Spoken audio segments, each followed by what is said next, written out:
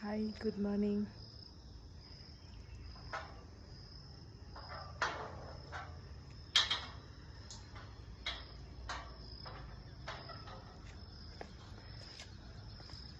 நேற்று காலையில் நான் இந்த வீடியோ ஒன்று போஸ்ட் பண்ணியிருந்தேன்னா எல்லாருக்கும் குட் மார்னிங் சொல்லி, அது நிறைய பேர் எனக்கு ஃபோன் பண்ணி அவங்களே எழுந்திரிச்சு காலையில் வாக்கிங் போகிற மாதிரி ஒரு ஃபீல் இருக்குது அப்படின்னு சொன்னாங்களா. அது எனக்கு பிடிச்சிருந்தது, ஒரு நல்ல என்கரேஜ்மெண்ட்டாகவும் இருந்தது.